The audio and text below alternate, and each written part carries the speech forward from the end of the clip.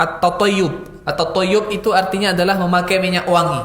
Dan ini kita upayakan Bapak-bapak, khususnya bagi laki-laki, ciri khas Nabi SAW yang tidak pernah beliau tinggalkan. Salah satu rutinitas kehidupan Nabi SAW dalam keseharian beliau, baik ibadah ataupun di luar ibadah, adalah Nabi tidak meninggalkan minyak wangi.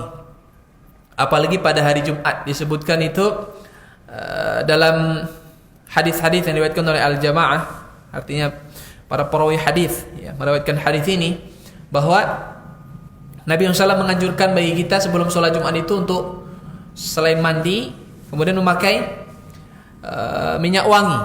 Bahkan Nabi mengatakan au yamussa min tibi ahlihi.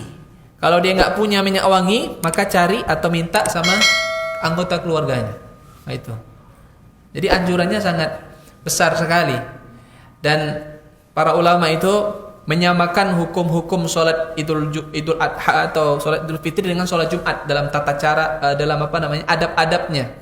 Di antaranya tadi sama-sama memakai minyak wangi.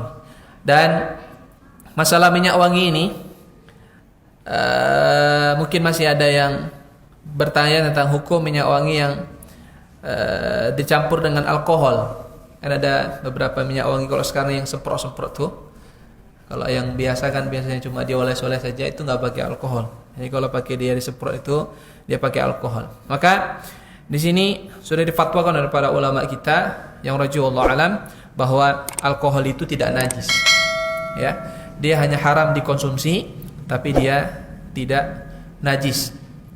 Bahkan banyak ulama yang mengatakan bahwa minuman keras yang memabukkan itu di zaman Nabi kan terbuat dari ada yang terbuat dari kurma yang dibusukkan, termasuk juga terbuat dari anggur yang dibusukkan. Nah, itu ketika turun ayat pengharaman minuman keras, itu mereka menuangkan minuman keras itu di depan-depan rumah, di mana-mana, dan itu tidak dilarang Nabi. Itu menunjukkan bahwasanya tidak najis dia.